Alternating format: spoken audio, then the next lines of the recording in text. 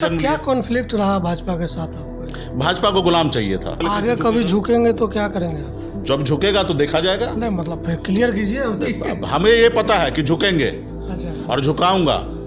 ये मैं आपके सामने मैं चैनल के माध्यम से मैं दावा करता हूं कि जो लोग आज हमारे समाज के साथ हमारे साथ धोखा किया उनको मैं झुकाऊंगा। जो A to Z की बात करते हैं उसमें से A to Z में बहुत ऐसे अक्षर आते हैं, क्या उनको लगता है कि वो वोट उनको देंगे कभी? यहाँ 440 सीट जीतने वाला है कांग्रेस, उनकी वजूद नहीं है, तो भाजपा कौन सा उसका वजूद रहने वाला है? आज मोदी के नाम पे बताइए वोट मिल रहा है। मोदी जी का जब आंख बंद होगा तभी क्या होगा? क्या गरीबी में ज़िंदगी जिया, 900 रुपये महीने पे नौकरी करता था, बहुत कष्ट झेल के मैंने ज़िंदगी जिया। उसके बाद बहुत अच्छे आराम बेहतर ज़िंदगी मैंने जिया। दुनिया का सबसे बेहतर महंगी गाड़ी होता है उसमें गाड़ी में घूमना, बेहतर ज़िंदगी जीना, वो सब मैंने किया। लेकिन उसके बाद मन उब गया होगा उस सब चीज़ से। उसके बाद मुझे लगता है कि उससे बेहतर ज़िंदगी ये है, इसलिए उब गया तब ना हम बिहार आ गए। अगर मुझे लगता है वही कितना आदमी घूमेगा महंगा गाड़ी में, कितना खाएगा? तो इस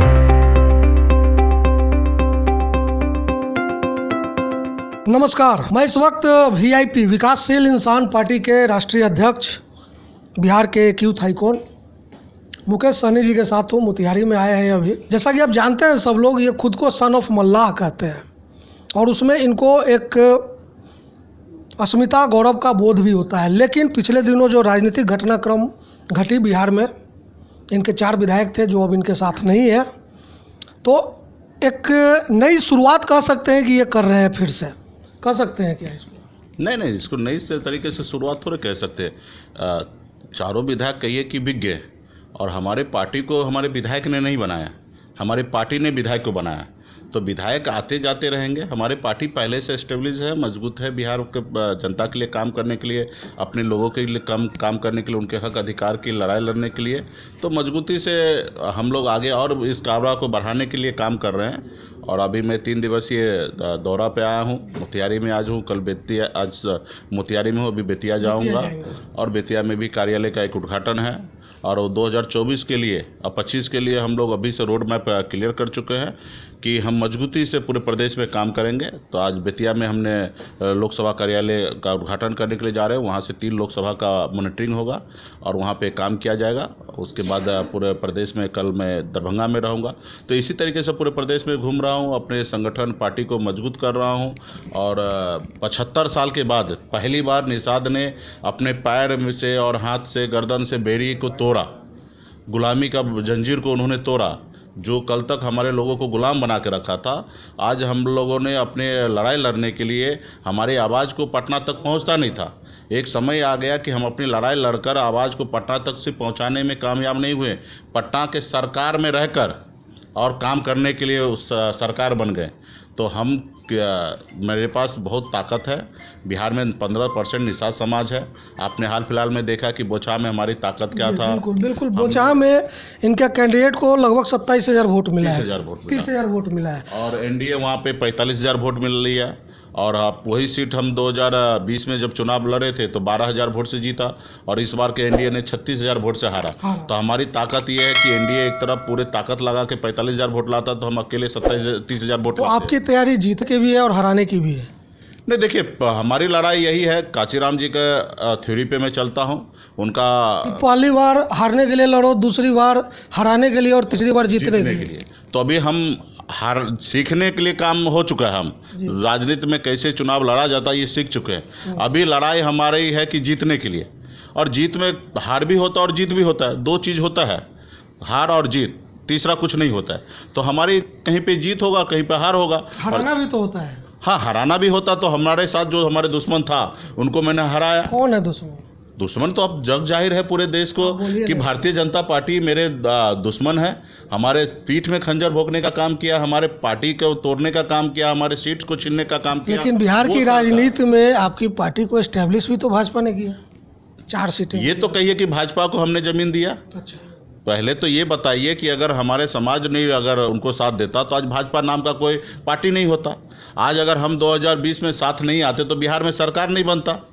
और 2020 में अगर जो वो गद्दारी किया, बेईमानी किया, वो अगर मैं कर देता, मैं लालू जी से हाथ मिला लेता, अपने विधायक के साथ उनके साथ सरकार बना लेता, तो भाजपा का तो मेरे पास ऑप्शन था, लेकिन हमने नहीं किया। हम बिहार में सरकार नहीं बनता, नीतीश कुमार मुख्यमंत्री नहीं बनते। ठगे हुए महसूस करते हैं क्या कि आपको ठग दिया गया?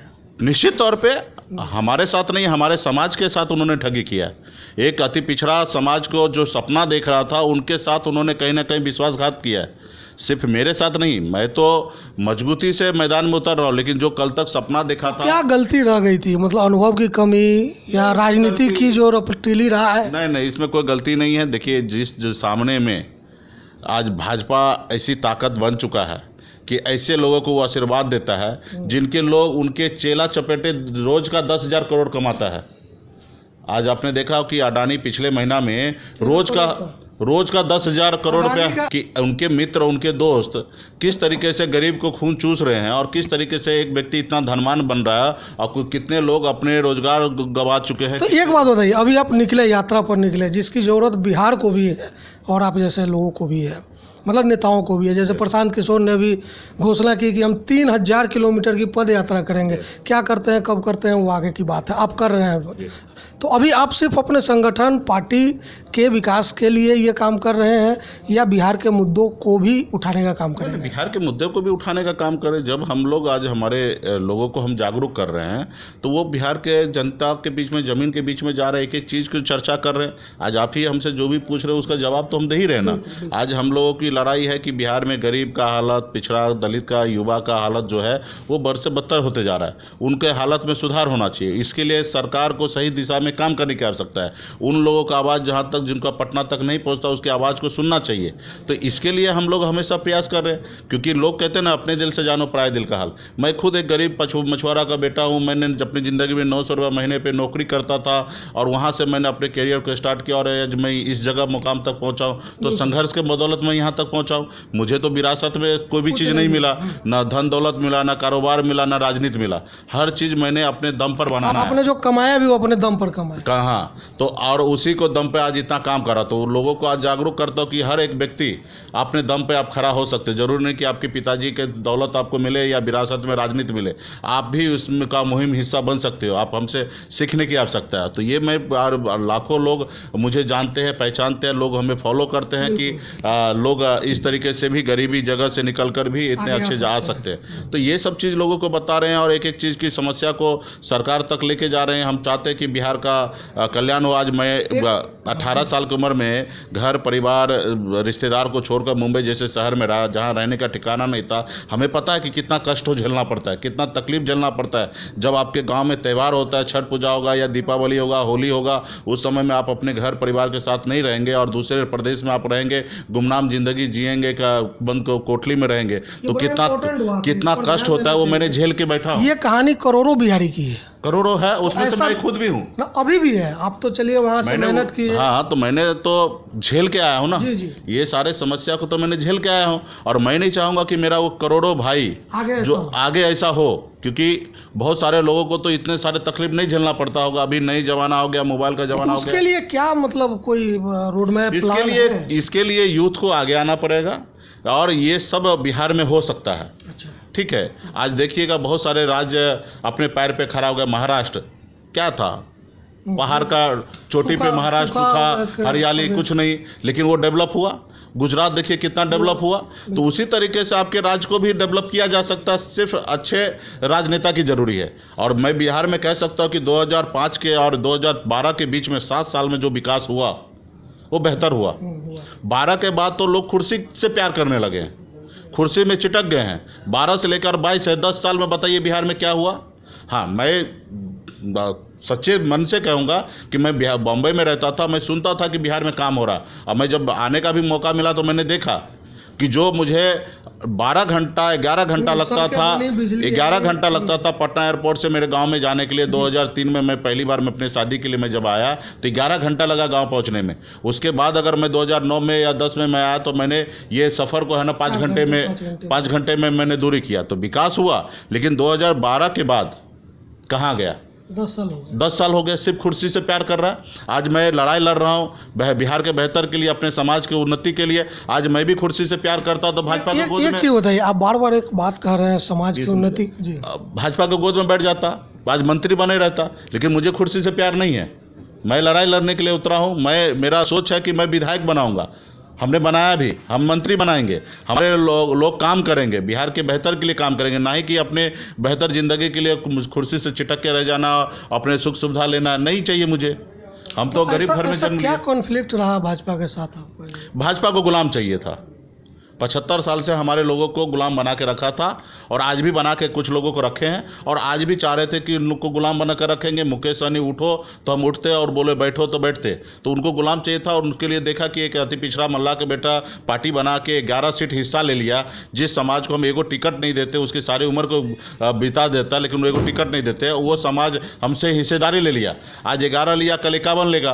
तो ऐसे समाज को कैसे रोका जा सकता? तो देखा कि बिहार में 2 साल चुनाव नहीं है, इसको रोकते हैं, झुकाते हैं और इसको परेशान करते हैं, इनके लोगों को तोड़ते हैं, और जब ये हो जाएगा तो ख़त्म हो जाएगा, और नहीं झुकेगा तो फिर समय आए तो इनके पैर में झुक जाएंगे। देखिएगा 2024 से पहले आगे कभी झुकेंगे तो क्या करेंगे आप? जब झुकेगा तो देखा जाएगा। नहीं मतलब फिर क्लियर कीजिए। अब हमें ये पता है कि झुकेंगे अच्छा और झुकाऊंगा। अच्छा। ये मैं आपके सामने में मैं चैनल के माध्यम से मैं दावा करता हूं कि जो लोग आज हमारे समाज के साथ हमारे साथ धोखा किया, उनको मैं झुकाऊंगा। तो अगर झुक गए तो माफ़ कर दीजिएगा। वो समय सोचा जाएगा, माफ़ करना नहीं करना उस समय की बात आएगा। पहले झुके तो कैसे? एक होता कि ऐसे झुकना, एक होगा दोनों हाथ जोड़ के लेट जाना ज़मीन पे। अच्छा। तो अभी किस तरीके से झुकेगा उस समय वो उस तरीके से सोचेंगे। वो लेटने की मुद्रा पर आप डिसाइड कीजिएगा कि कैसे मतलब कैसे वो माफ़ी झुकने मांगेगा, की कैसे झुकेगा, उसके ऊपर हम डिसाइड करेंगे। चलिए अब वो उसमें टाइम है 2 साल। एक जरा नहीं, बहुत जल्दी है, आप देखिएगा। जल्दी है? हाँ हाँ, बहुत जल्दी है। चलिए इंतजार करेंगे हम लोग। लेकिन एक सर जरा मतलब संजीदा सवाल है जी कि आप मतलब एक पॉलिटिकल कैलकुलेशन ये कहता है बिहार में कि अब युवाओं की बारी है। जी। अब लालू जी भी स्वास्थ्य की स्थिति से जो भी हो, नीतीश जी भी अपना रिटायरमेंट घोषित कर चुके हैं। भाजपा में उस तरह का कोई युवा नेता है भी, लेकिन वो सामने निकल के नहीं साइड है।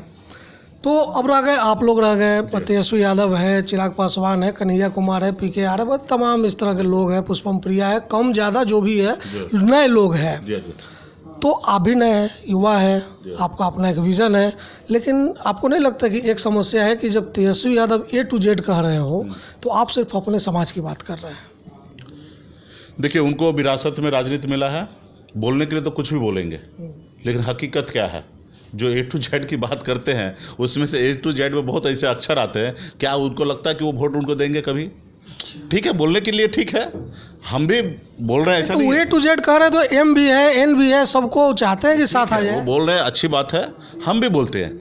हम भी निषाद के ऊपर बात करते हैं, अति पिछड़ा की बात करते हैं, दलित की बात करते हैं, हर जाति धर्म की बात करते हैं। जब युवा की बात करते हैं तो युवा में कोई कास्ट की बात नहीं हो जाता, सारे लोग हो जाते हैं। तो यहाँ पे कोई डिफाइन नहीं किया जा रहा है। लेकिन क्या है कि हम लोगों ने, आपको पता होगा कि ये जो पार्टी बना है, निषाद समाज को हक अधिकार दिलाने के लिए आंदोलन पहले स्टार्ट हुआ। आंदोलन से लड़ाई लड़ते लड़ते ये पार्टी का स्वरूप लिया, और ये पार्टी आज कहीं ना कहीं ये भी मानता है कि जो समाज का जो आंदोलन था वो जिंदा रहना चाहिए, निषाद को आरक्षण मिलना चाहिए, उनकी भी बेहतर तरक्की होना चाहिए। तो इसके साथ साथ हम तो पूरे बिहार की बात करते हैं। जैसे हमने पशु एवं मत्स्य संसाधन हमको विभाग मिला, तो उसमें हम थोड़े सिर्फ मछुआरा के लिए काम किए, बिहार के 13 करोड़ जनता के लिए किए, हर जाति धर्म के लिए किए। तो हमारे पार्टी का, हमारे लोगों का, इन्हीं के दम पर हमारी पार्टी बना हुआ है। आज इनको हम छोड़ देंगे तो ये भी अच्छा बात नहीं है। छोड़ना नहीं, जोड़ने की बात कर। जोड़ने के लिए हमारे लोग, हर जाति, आज 18% वोट आया, तो हमारे पास तो खुद का वोट गिराने का कैपेसिटी 8 से 10% है। अगर 18% वोट आया तो जिसमें मान लीजिए कि हर जाति धर्म के लोगों ने वोट दिया है, और मैं तो चाहूँगा कि हर जाति धर्म की जब वोट दे रहा है तो आपको बोलना भी तो पड़े। बोल ही रहे ना, कहाँ नहीं बोल रहे हैं? आप वो पूछ रहे तो हम बोल ही रहे ना। हम बोल रहे हैं कि हमको इस समाज का वोट नहीं चाहिए, हम कह रहे हैं कि ब्राह्मण का वोट नहीं चाहिए, हमें चाहिए। वो बहुत समझदार जात हैं, शिक्षित जात है, वो धनवान व्यक्ति है, उनको चाहते हैं कि गरीब का भी कल्याण हो। तो हमें ब्राह्मण को भी चाहिए वोट, हमें भूमियार की वोट चाहिए। आपने हमें देखा, विधायक हमने बनाया, 2 राजपूत हमारा विधायक बना, हमने ब्राह्मण को टिकट दिया, हमने पासवान को टिकट दिया, यादव जी हमारे विधायक थे, हमने राजपूत को, हमने ये भूमियार को हमने टिकट दिया, हमने हर जाति समूह को हमने टिकट दिया, बनिया समुदाय को टिकट दिया। अब देखिए 11 सीट में हमने सबको दिया, निषाद को भी 3 सीट हमने दिया, तो एक पिछड़ा को हमने टिकट दिया। तो जब हम राजनीति करते तो आप हमारे देखिए ना कि हमने सबसे करा। लेकिन जहाँ तक रहा कि सबको लेके चल ही रहे हैं हम लोग, ठीक है। और रहा कि निषाद समाज जो है वो मेरा जात नहीं है, मेरा परिवार है। और परिवार के लिए तो जाहिर सी बात है, जब मौका मिले तो उसके बारे में भी बात करना है, ताकि उनको निराश ना हो जाए परिवार के लोगों को कि शायद हमको भूल गए, ठीक है। उनके लिए हमें ध्यान हमेशा रखना है। तो मतलब ये सवाल इसलिए था कि 21वीं शताब्दी है, युवा लोग राजनीति में, अब आप ही जैसे लोग जो है बिहार की राजनीति को आगे ले जाएंगे, तो जो नया जनरेशन है वो 90s के पॉलिटिक्स को याद नहीं रखना चाहता है कि जहाँ जात के नाम पर और इस तरह की चीज़ें होती थी। नहीं देखिए ये अब जैसे पीके आएंगे तो वो आएंगे, वो पार्टी भी बनाएंगे निश्चित तौर पे, और फिर वो विकास की बात करेंगे, तो अभी ना सही लेकिन धीरे धीरे परसेप्शन तो चेंज होगा। जो व्यक्ति इस भारत की राजनीति में जात की बात नहीं करेगा, एक वर्ग की बात नहीं करेगा, गरीबी की बात नहीं करेगा, वो समझेगा नहीं कि इस जात में कितना गरीबी है, वो बिहार की राजनीति या देश की राजनीति नहीं कर सकता है। ये सत्य है। आपको मानना पड़ेगा कि भूखा कौन है। आपको भूखे को खाना खिलाना चाहते हैं सरकार बना के, कि जिसका पेट भरा हुआ उनको खाना खिलाना चाहते हैं। तो जब भूखे की बात कीजिएगा तो आपको नज़र आएगा दलित, अति पिछड़ा वर्ग, सामान्य में गरीब लोग, सामान्य वर्ग में गरीब लोग आपको दिखेगा। लेकिन ये तो सत्य है कि गरीबी किस तरीके से जाति आधारित है। पहले किस तरीके से लोगों को बांटा गया, जाति आधारित लोगों को आज पढ़ाई लिखाई से दूर रखा गया, जाति आधारित लोगों से छुआछूत किया गया कि उनके हाथ से एक गिलास पानी नहीं पीते थे। तो ये समस्या को झेलते हुए आज हम यहाँ पे आए हैं, तो हमें ये चीज़ याद रखना पड़ेगा कि उनके हाथ से पानी नहीं पिया जाता था, उनके हाथ से अभी पानी पीना है, उनको अच्छे जगह पर बैठाना है। तो ये चीज़ आपको सोचना पड़ेगा। रहा कि निश्चित तौर पे सरकार जो भी बनेगा, जो भी राजनेता होगा, जो भी बिहार और देश की बात करेगा, उसके भारत की बात करेगा तो 135 करोड़ लोगों की बात करना पड़ेगा, हर जाति समूह के बारे। राज्य की बात करेगा तो 13 करोड़ जाति की बात करना पड़ेगा, हर जाति समूह की बात करना पड़ेगा, और ये उनका कर्तव्य है। लेकिन साथ साथ ये भी कर्तव्य है कि भूखा कौन है, हजारों साल से परेशान कौन है। हम मतलब सबसे कमजोर की पहचान पहले करके, हाँ, कमजोर की पहचान कर तो संविधान का भी अपना एक, और उसको करके काम करना पड़ेगा। नहीं कि आपको यहाँ पे आपको चिन्हित करना है कि भाई ये वर्ग के लिए हमको काम करना है, इस वर्ग के बारे में नहीं बोलना, क्योंकि वो इंतजार कर रहा है कि मेरे बारे में बोलिए। आज दलित भाई बोलता है कि मेरे बारे में बात कीजिए, अति पिछड़ा भाई बोलता है कि मेरे बारे में बात कीजिए, मेरी परसेंटेज आज 36% हो चुका है, हमको 18% आरक्षण क्यों मिलता है, वो आज बोलना चाह रहा है। आज आर्थिक आधार पे कह रहा है कि हम यहाँ 2 लाख रुपया कमा रहे हैं, हमको आरक्षण नहीं मिल रहा, लेकिन 8 लाख कमाने वाले को क्यों आरक्षण मिल रहा है। आप देश में आप अगर यही पैमाना रखना है तो इस तरीके से कर दीजिए। अगर यही पैमाना रखना है देश में तो हर जाति जनगणना कर लीजिए, और जिस जाति के जितना संख्या है उस जाति को उतना आरक्षण दे दीजिए, और उसमें आप आर्थिक आधार आप। तेजस्वी यादव जी ने भी कहा कि हम नहीं होने देंगे जनगणना, अगर जाति जनगणना नहीं होता है तो। आपका क्या स्टैंड? नहीं तो जातिगत जनगणना तो होना चाहिए, और वो भी चाहते कि हो, हम लोग भी चाहते हो, माननीय मुख्यमंत्री जी भी चाहते हो, हम लोग ऑल पार्टी मीटिंग में माननीय प्रधानमंत्री से। भाजपा नहीं चाहती है, तो भाजपा नहीं चाहती है तो भाजपा को फिर हटाएंगे, देश के राजनीति से उनको हटाएंगे। भाई वो सदा के लिए तो देश को खरीद तो नहीं लिया ना भाजपा, जनता के वोट पे से बनना है, और 5 साल में वोट होना है, और 3 साल निकल गया, 2 साल के बाद वोट होना है। तो देश के जनता को बताया जाएगा कि जनता का अगर हित नहीं है तो जनता उनको हटाएंगे।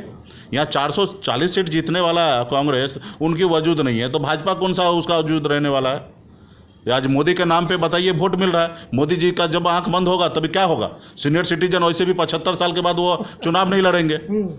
75 साल के भाजपा का है ना भाई, मार्गदर्शन कमेटी में रख देना।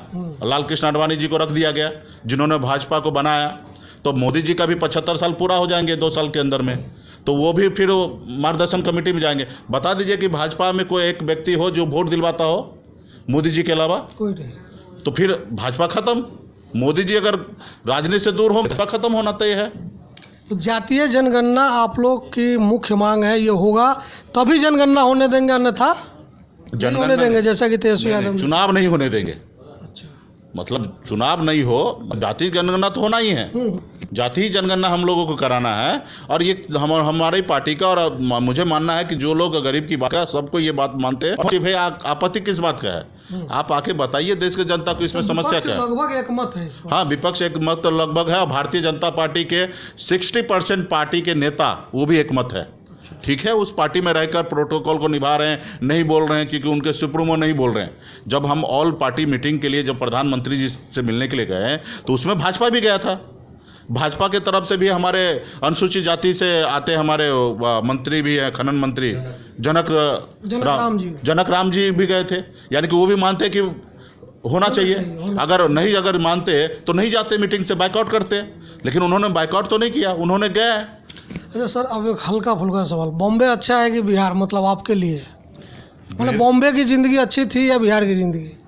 मेरे लिए मैं आज कहूँ तो मैं फील जो करता हूँ वो मैं बिहार में फील करता हूँ कि अपने लोगों के लिए लड़ाई लड़ रहा हूँ। ये ज़िंदगी मुझे अच्छा लग रहा है। वहाँ पे मेरे लिए दो तरह का ज़िंदगी मैंने जिया। एक गरीबी में ज़िंदगी जिया, 900 रुपये महीने पे नौकरी करता था, बहुत कष्ट झेल के मैंने ज़िंदगी जिया। उसके बाद बहुत अच्छे आराम भला बेहतर ज़िंदगी मैंने जिया। दुनिया का सबसे बेहतर महंगी गाड़ी होता है उसमें गाड़ी में घूमना, बेहतर ज़िंदगी जीना, वो सब मैंने किया। लेकिन उसके बाद मन उब गया होगा उस सब चीज़ से उस समय। उसके बाद मुझे लगता है कि उससे बेहतर ज़िंदगी ये है, इसलिए उब गया तब ना हम बिहार आ गए। अगर मुझे लगता है वही कितना आदमी घूमेगा महंगा गाड़ी में, कितना खाएगा, तो इसलिए ना उब गया। और इसलिए मेरे को लगा कि इससे बेहतर है कि अपने लोगों के बीच में जाना। उनकी हज़ारों समस्या है, लोग चांद पे घर बनाने के लिए सोच रहा है, हमारे लोगों के लिए धरती पे घर नहीं है, उनके लिए कपड़ा नहीं है, उनके लिए मकान नहीं, बिजली नहीं है, तो इनके लिए कौन लड़ेगा? तो हम लोग अगर नहीं लड़ेंगे तो कौन लड़ेगा? तो मैंने फिर सारे छोड़ छाड़ कर मैंने आ गए अपने प्रदेश में। आप भी दिल्ली से आ गए अपने प्रदेश में। तो इस तरीके से हम लोग भी यही करेंगे कि भाई अपना प्रदेश अच्छा नहीं होगा। अभी जैसे कोरोना हुआ तो लोग को कहाँ सहारा मिला? सबको अपना अपना प्रदेश मिला, घर में मिला। और जब बम्बई से जो लोग आते थे उसको दूसरे नज़र से देखते थे, और वही पहले आते थे तो उसको दूसरे नज़र से देखते थे कि बम्बई से आया मेरा दोस्त को सलाम करो, ठीक है। और कोरोना काल में जो कोरोना काल में जो दोस्त लोग आ रहा था वो क्वारंटाइन करो। तो भाई हम अपने राज्य में, आप बताइए कि भारी हो गए थे, तो हमको अपने राज्य को विकसित करना है। और जो तकलीफ मैंने झेला मुंबई में, मैं नहीं चाहूँगा कि मेरे आने वाला पीढ़ी वो तकलीफ झेले। बहुत अच्छा। और एक आखिरी सवाल बस छोटा सा, तेजस्वी जी का A to Z उसमें सब आता है, M भी है, N भी है, एवरीथिंग। और माफ़ कीजिए, अब उसमें ये कहना है मुझे कि एक कहावत है कि संघे शक्ति कलयुग है। वो संघ नहीं, संघ माने यूनियन, संगठन कहा जाता, मतलब उस संघ की बात हम नहीं कर रहे हैं। आपको भी मालूम है गड़बड़ है। नहीं, अब ठीक है, जो भी है, हम कुछ नहीं कहेंगे कि संघे शक्ति कलयुग है। संघ में शक्ति है, मतलब यूनियन, संगठन में शक्ति है। तो जो लड़ाई आप लड़ना चाहते हैं, जितनी बड़ी बात आप कह रहे हैं कि बिहार के लोगों के लिए ये करना वो करना, भले आप अभी एक अपने समुदाय की बात कर रहे हैं, लेकिन ओवरऑल तो इसमें मिलकर लड़ना ज़्यादा अच्छा है या अकेले लड़ना ज़्यादा अच्छा है? इसीलिए मैंने A to Z की बात की। बिहार में सबको मिलकर लड़ने की आवश्यकता है, और सब मतलब सब आ जाता है। उसमें तेजस्वी प्रसाद यादव जी आ जाता है, PK भी आ जाता है, चिराग पासवान भी जी आ जाते हैं, और आप भी आ जाते हैं। तो हम सबको मिलकर बिहार के बारे में सोचना है। उसमें भारतीय जनता पार्टी भी आ जाता है, JDU भी आ जाता है, सब पार्टी आ जाता है, सब लोग आ जाते हैं। और हम सबको मिलकर बिहार के लिए अच्छा राजनीति करना है, अच्छा काम करना है, सिर्फ कुर्सी की राजनीति नहीं करना। लालू जी कहेंगे कि आप आ जाइए RJD में चले जाएंगे? लालू जी कहेंगे मिल लीजिए, RJD से मिल लीजिए। मैं तो उनके साथ था ही ना। इसमें कोई ये है कि 2019 में हम लोग साथ में राजनीति किए हैं। 3 लोकसभा सीट पर हमने लड़ा, उन्होंने भी लड़ा, और चुनाव परिणाम भले जो अच्छा नहीं हुआ, लेकिन हम लोग साथ में तो काम किए हुए हैं। और हमारे उनमें कहाँ दूरियां हो गया। मतलब आप चले जाएंगे तो A to Z कंप्लीट हो जाएगा, ऐसा लगता है? हमारे उनमें क्या कमियां रह गया, किस कारण हम दूर हुए या वो दूर हुए, वो कारण को पहले ढूंढा जाए और उस कारण को ठीक किया जाए। और जब वो कारण और वो चीज़ें अगर ठीक हो जाता है तो फिर साथ में हो सकते हैं। चलिए, बहुत ईमानदारी से, बहुत बेबाकी से मुकेश सहनी जी ने अपनी बातें रखी, सब क्लियर कहा कि विज़न बिहार के लिए है। प्राइमरली अपने कम्युनिटी की बात ये करते हैं, और इसमें कोई उनको गुरेज नहीं है, छुपाते नहीं है। और ये ईमानदारी इस वक्त राजनीति में ज़रूरी है। और बिहार को शायद ऐसे ही लोगों की ज़रूरत है कि युवा है, अलग अलग विचार के ही हों, अलग अलग उनकी राजनीति हो, कोई प्रॉब्लम नहीं। लेकिन ये जो बैच 77 चला रहा है, ये अब जाने का वक्त आ गया है, टाइम आ गया है। नहीं, तो हम और उनके भी विचार अपने टाइम के लिए ठीक था। आज का विचार अलग है, और आज उसको अलग तरीके से काम करने की आवश्यकता है। तो बैच 77 को चाहिए कि बैच 90s का स्वागत करें। और हमारी तरफ से आपको बहुत बहुत शुभकामनाएं। आप घूमिए खूब बिहार में, लोगों को समझिए, लोग आपको समझे। बहुत बहुत धन्यवाद आपको। और इसी तरीके से हमारी आवाज़ को, गरीब लोगों को, जिसके पास सुनने के लिए, देखने के लिए समय नहीं है, जो लोग परेशान हैं, उनको हमारी आवाज़ को आप लोग पहुंचाने के लिए आपको बहुत बहुत मीडिया जिनकी आवाज़ नहीं उठाती, उनकी आवाज़ जरूर आप लोग को बहुत विशेष तौर पर धन्यवाद। अगर आप लोग पोर्टल या फेसबुक या ट्विटर का ज़माना नहीं होता तो देश गिरवी हो गया रहता। ठीक है, थैंक यू। इस पॉइंट को भी समझिए, बड़ा महत्वपूर्ण बिंदु है। देखते रहिए फाइनल पोस्ट। नमस्कार।